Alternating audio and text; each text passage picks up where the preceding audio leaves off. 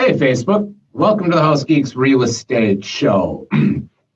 So the spring market is coming up, and, that'll start picking up maybe the second week in January, I'm guessing. Is that because it's getting warmer? No, it's because the holiday season is over, and everybody during the holidays was sitting on the couch looking at homes on their phones, and now they're ready to enter back into real life again. So I got a question for you. Prior to, New Year's Day, What was your, inquiries per day through your Zillow stuff? I'd say about one half of one inquiry a day. I was a little more than that. I was about one inquiry a day. Yeah, but you spend about twice as much as I do, so the math works out, right? That's about right. How many have you had in the last 3 days? This morning, I responded to 3. I had 4. So mine was a 6 times increase. Yours was a 4-fold increase. So there's the numbers to support it. So we're the House Geeks. We always back things up with real, actual facts.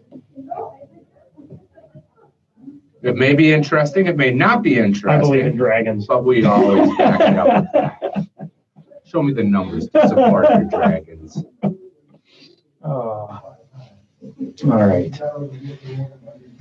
So we have a class coming up. We do have a class coming up. And seeing as though that the spring market is coming up, it's a great time for a home buyer class, which will happen on January 23rd at the Rosetown American Legion in Roseville. It'll be at 6:30 p.m. Again, that's the Rosetown American Legion. And you can probably guess it's in Roseville.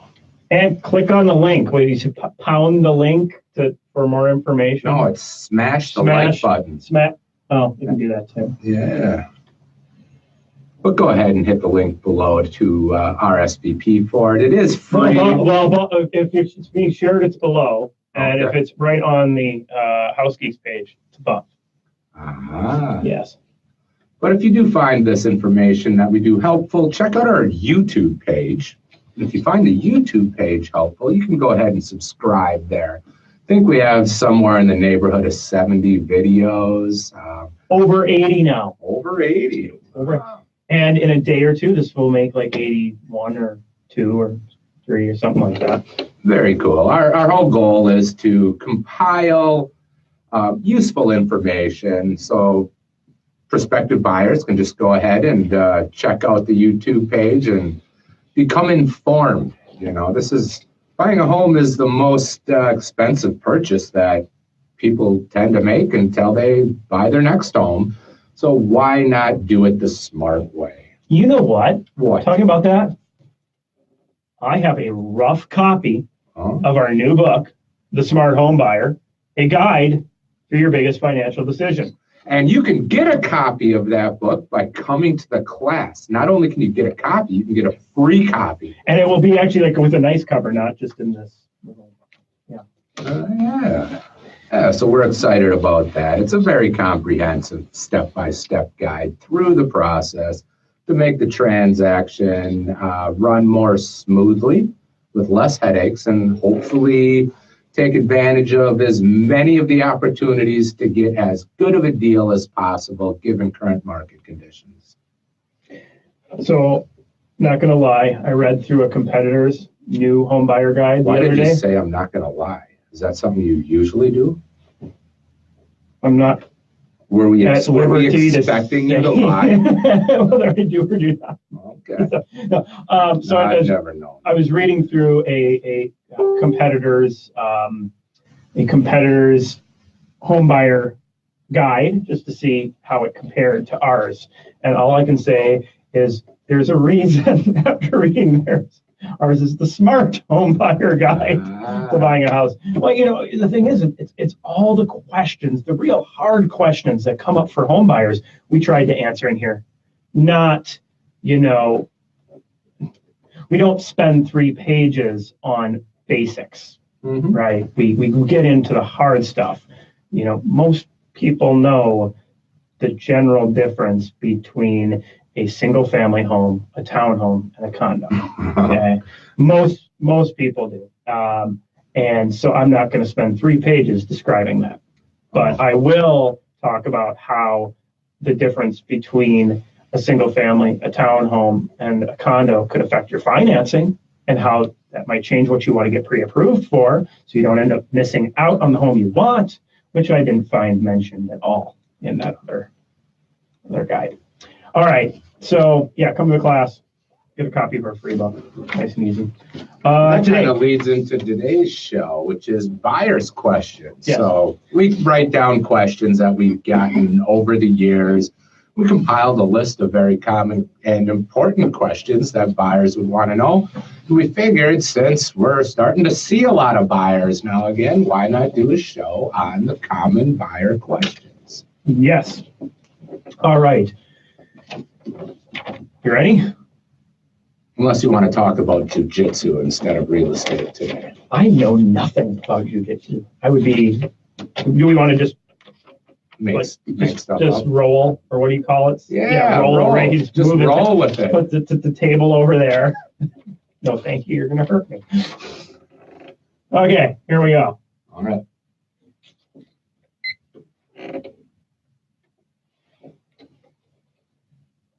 Welcome to the House Geeks Real Estate Show, sponsored by Bricks Real Estate, Network Title, I Loan Home Mortgage, and James Dulcich Country Financial.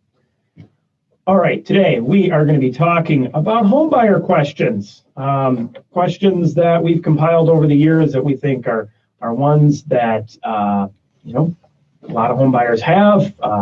Dispel some myths. If you have any questions for us during the show, give us a call at 612-207-5388. Again, 612-207-5388. Also, check us out online at housegeeks.com if you like the content that you're listening to. And follow us on our YouTube page. We have a lot of additional content that does not go out over the AM radio waves. That's on YouTube. Very helpful home buyer tips. We're going to have one, what to do first when getting your home ready to sell. When is it time? When is it not a good time to list your home? Great tips there, and tons of home buyer tips as well. All right, if you're watching this on Facebook, when we're recording live, you can type in any questions that you might have as well. So let's jump into some of these questions. So what is the importance of getting pre-approved before going on showings? Well, how do we answer that in the new book? We actually say not necessarily get pre-approved for going on showings. We've got to figure out what you need to get pre-approved for. It's a great point. I've gotten a couple clients that have told me they've been pre-approved, and then they send me a list of homes and tell me that they want a fixer-upper in one of the cities, such as St. Paul or Minneapolis, and come to find out they're pre-approved for an FHA loan. That's not going to work most of the time. Well, there's a set of conditional guidelines that the Federal Housing Administration has that house has to meet. And a lot of fixer-upper properties are being sold, and we'll get into this in a little bit, as is, which the seller is thinking that they don't want to do anything to that home. So the seller is not going to bring it up to the conditional requirements that the Federal Housing Administration has to give this loan. And one of the best ways to get equity in a home is to find one that needs painting. Most homes in the Twin City in St. Paul and Minneapolis are built before 1978. And any home built before 1978, if you're getting an FHA loan, cannot have any peeling paint on it. So if you're looking to gain equity, paint is the best way to gain equity because it has the most dramatic impact, and it's one of the cheapest updates you can do. Bang for the buck, it's one of the best. And if it has peeling paint, your loan will not go through in that home. Right. And it has to be corrected prior to, you come back and sign off on that inspection. But there's many other things. There's the roof. There's just general window conditions or glass, if there's broken windows. Can't have any mold showing anywhere. Flooring condition matters. GFI outlets, I believe. Handrails need to be put up. Yep. Can't have ungrounded outlets. There's all sorts of stuff that FHA has requirements. So, if you're looking for a fixer-upper, at least for a traditional FHA loan, now there is what's called FHA 203K. There's a lot of pitfalls with that that we've talked about in other shows before. But with your traditional FHA loan, that's really not good to get approved for that. So you want to. But loan officers like to push those at the first meeting because they tend to have a little lower interest rate, and they know the consumer basically shops primarily interest rate. So it's within the loan officer's best interest, if it's just a quick interaction, to present a loan with the lowest interest rate, and that would be the FHA loan. But what a lot of people don't know is the FHA loans also come with higher mortgage insurance. So even though the interest rate might be a hair lower, your monthly payment in a lot of circumstances will be higher because of the higher mortgage insurance. Yep. Well, and this gets to our shopping apples to apples comparisons when we do our classes. Also, in our book, again, it's in our book. By the way, if you're interested in receiving a free copy of our upcoming The Smart Home Buyer book, A Guide Through Your Biggest Financial Decision, please reach out to us through our website at housegeeks.com, or you can give us a call at 612-207-5388 with the information to send that to. I'd love to send you a copy. If you're a real estate agent, please don't call and ask for 100 copies to be sent to your house. All right. So moving on.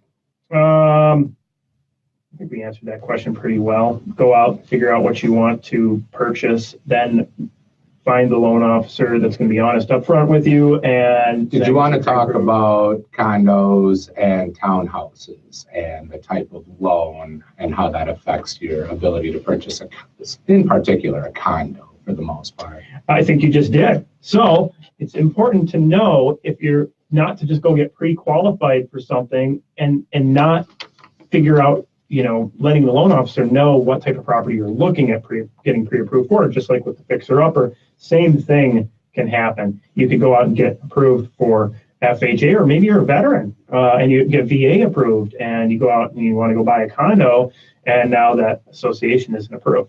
But yet you want to buy a condo. You need to have the right type of financing set up for the type of property you're looking at. It's safe to say that the majority of condos are not approved for FHA or VA financing, correct? I would say is pretty safe to say. Okay. What is earnest money, and what does escrow mean? Well, earnest money is valuable consideration that is put down to when you write an offer. Basically, you're showing good faith by giving the seller's listing agent's brokerage, typically in the neighborhood of 1%, could be $1, could be the full amount of the property. But usual and customary practice is to put down 1% of the purchase price. So a $300,000 house, typical earnest money would be $3,000. If you make it through all the contingencies, the property gets to pending, and you find yourself at the closing table, the earnest money reduces the amount that you owe at the closing table by the amount that you gave the listing agent. If you back out during the contingencies and do it within the bounds of the contract, you would get your earnest money back. And then you said... Well, escrow. So escrow is really, it depends on what state you're doing a transaction in as to how people refer to it. So quite often you'll hear, putting money into escrow, basically putting it into the title company's hands to hold this, or putting it in hold to be paid out at a later date. So whether it's paid out for repairs, or sometimes putting earnest money in escrow, whatever, you hear this term. And so that becomes, it's just funds that are being held, which get applied, like for earnest money, that gets applied towards your down payment. Another place you would see this is with most loans, especially if you're putting down less than 20%. A condition of the loan is that you would have a certain amount of the taxes paid up front and a certain amount of your insurance paid up front, and that is basically held in escrow. All right. With a minute and 30 seconds before we need to take a commercial break, do I need to put 20% down to buy a house? No, you don't. We go a little more in depth. But if you do, you're going to eliminate your mortgage insurance, which tends to be attractive to a lot of people. It'll also decrease your interest rate marginally, but it will decrease the interest rate. Right now, you can do a rural development home for as little as 0% down. You can do a VA loan with 0% down. You can do a conventional loan. There's certain programs out there where you can put down as little as 3% if you fit within the guidelines of that type of loan. But typically, it's 3% to 20% down on a house. And then you got your MHFA at $1,000 down. And then you have a second mortgage for a little bit more. Or is that a second mortgage? Yeah, so it's held, it has to get paid back upon sale, if I remember correctly, but you don't actually make payments on it, I don't think. Maybe get Charles in, answer that question. Yeah, really, that is a question for we as real estate agents know just enough to be dangerous on the loan side. We're going to take a quick commercial break. If you have any questions for us, give us a call, 612-207-5388 and 612-207-5388. Check us out online at housegeeks.com. We'll be right back.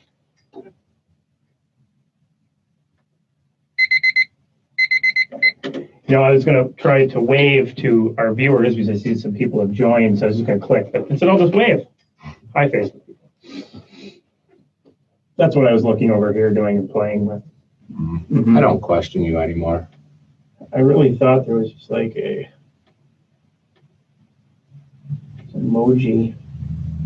Lots of smiles. Head exploding. Crying. Hands up in the air. Hey, there's a wave. And two waves. One from you, one from me. There you go, but it's not posting it. There we go, wave. Okay.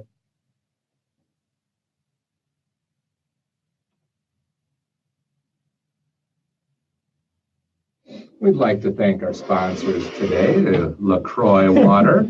Coca-Cola. Did you know there's actually multiple ways to pronounce this brand? Wasn't there something found? Look, yes. LaCroix. If you're French. And I think there's like 5 more ways to pronounce it accurately. I prefer LaCroix. LaCroix? You said that? Yeah. LaCroix? All right.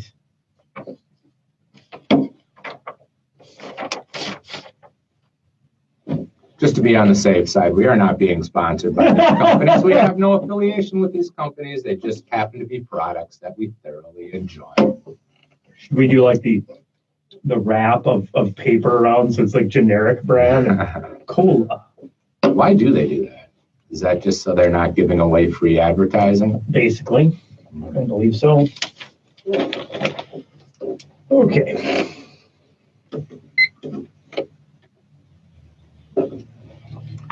Refreshing.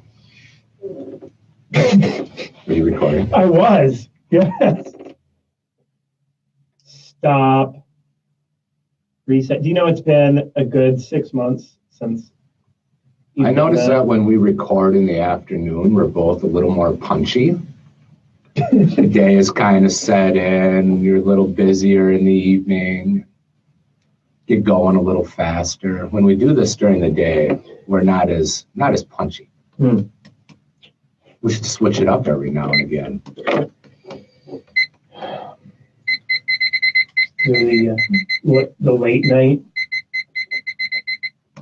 We should record one after a wild game sometime. That would be dangerous. Usually end up back here anyway. I do.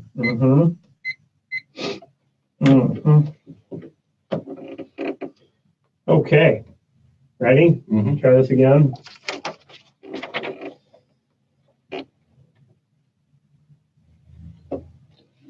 You're listening to the House Geeks Real Estate Show on AM 950. Today we're talking about home buyer questions. By the way, we have a new book coming out, The Smart Home Buyer Guide Through Your Biggest Financial Decision. If you'd like a free copy of this book, feel free to reach out to us at 612-207-5388. Again, 612-207-5388, or through our House Geeks website. Today, as I mentioned, talking about home buyer questions. Left off with the do you need 20% down? That is a common one that we hear all the time. And the answer is no. You can go anywhere from 0 down up to as much as you want to put down. What do you look for when people are referring to good bones of a house?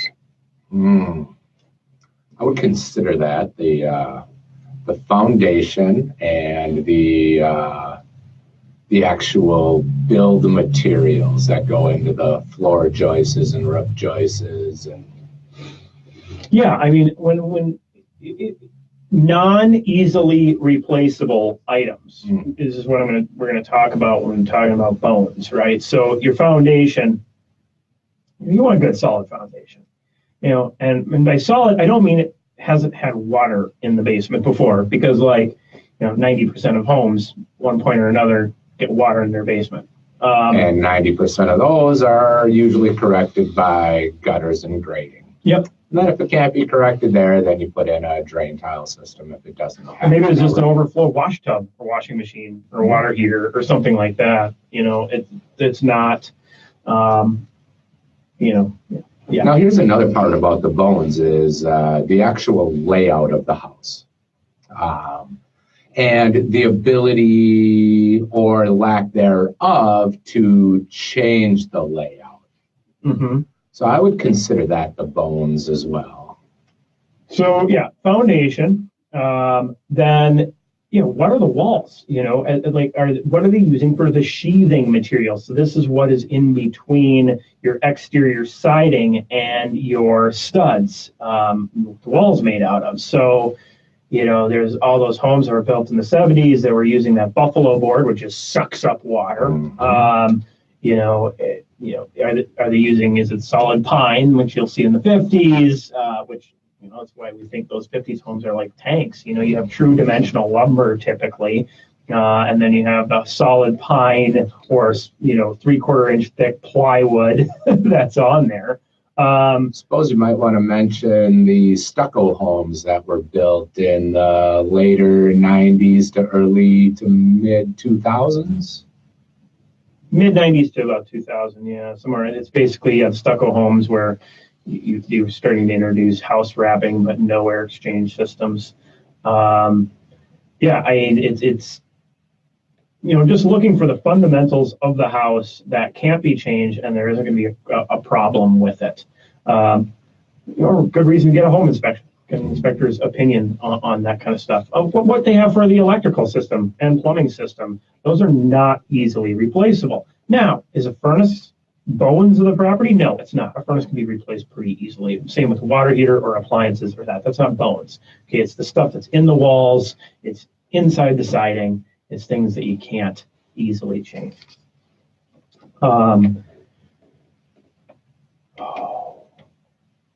This will be a fun one to go after. How common is it to ask a seller to pay for closing costs? Well, Chad, are you actually asking the seller to pay for closing costs? I would argue that the buyer always pays for their closing costs. Either they pay for it out of pocket at the closing table, or they essentially pay for it in the mortgage. The easiest way to think about this is if you got the seller to contribute $3,000 towards your closing costs, you could have even more easily got them to reduce the price by $3,000. Right. So the seller isn't like coming to the closing table and writing a check, right? No. No. But they are receiving $3,000 less, regardless if it's in Right, closing costs or a reduction in Right. price. So they're basically, they're not paying anything. They're agreeing to a reduction in their net price, which you could have just negotiated down. Mhm. And that $3,000 is getting financed into their loan. Think of it like you go to a car dealership and they say tax, title, license. Would you like to pay for that and put that into the loan, or are you going to pay that cash out of pocket? That's a good analogy. That's not dealer paid licensing fees. No, you're just financing it in your loan is what's happening. Another question right along those lines are, what are typical closing costs? And in a conventional loan, it's usually somewhere in the neighborhood of 3% of the total purchase price of the house. Until you get up to about $400,000, then that percentage tapers off a bit. And on an FHA loan, roughly 3.5% of the total purchase price of the house. A lot of people don't realize that you get a lot of that back when you sell. In the form of that escrow that was set up at the closing table for the loan. Yes, another term for escrow, escrowing your taxes and escrowing your insurance money built into the payment, not necessarily just for closing itself. But that's a nice surprise for people. So right. Well, and maybe we shouldn't have brought that up now. It's always nice to get a chunk of money that you aren't expecting.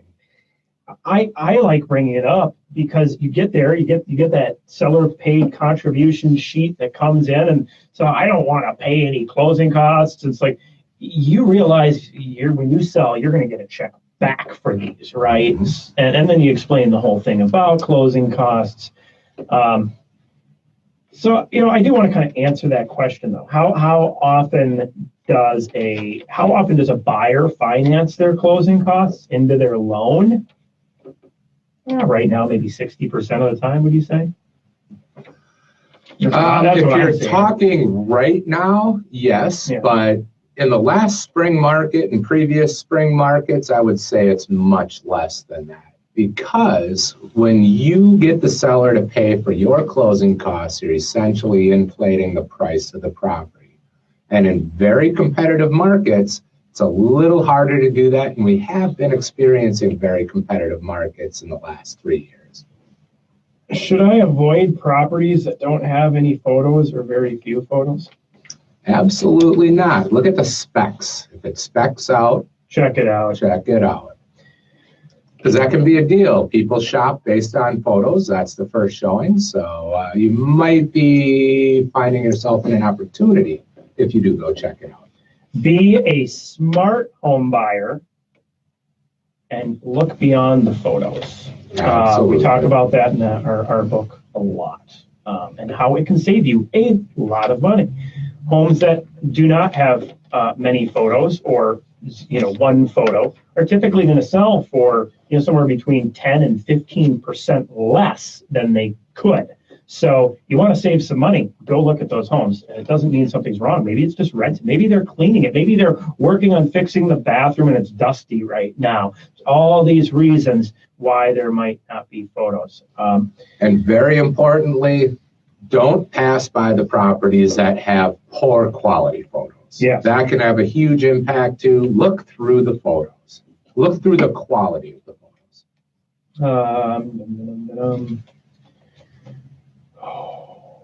Let's do the last couple minutes here. Does a house that have more days on market, does that mean that there's something wrong with it? That's the general perception, but more often than not, they started at a price that was too high. Right, so I'm going to answer this question. Does a house that have a lot of days on market have something wrong with it? Yes, it was probably priced too high, right? That's what was wrong with it. Now, I'm going to keep going with this. Okay, so what if that's not the problem? What if you go inside the house and, there's mold in the basement or there's some other, functional conditional issue? Guess what? It was still priced too high for whatever that conditional issue is. If, you have a house that's $300,000, it's been on the market 50 days, it's not selling, it's got some hideous something on, bad roof or whatever it might be, that if you drop it by $50,000, I bet you it'll sell. Right? So it's priced. It always comes down to price. One of my best deals about a year and a half ago was on a $400,000 home in Egan. Well, it was overpriced to begin with. It stayed on the market too long. They did price reduction after price reduction after price reduction. When my buyers got an appraisal on it, they had $30,000 of instant equity because the general public decided that there must be something wrong with it when every other house was selling in a week and this one was on for 100 days. Yep, exactly. This is what we see. Go look at these homes that have the more days on market that don't have the photos. You'll be finding some great deals. Hopefully you found this show helpful. We'll be back next week.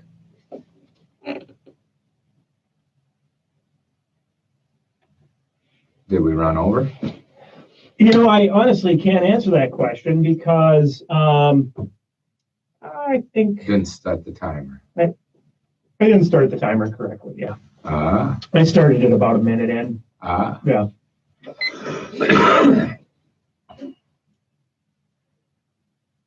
Well, 10 minutes, 30 seconds per segment. No, we're good because I ended 2 seconds short of 21 minutes. Good. So there you go. Do we need to say goodbye to Facebook? Are they still watching us? Bye. See you, Facebook.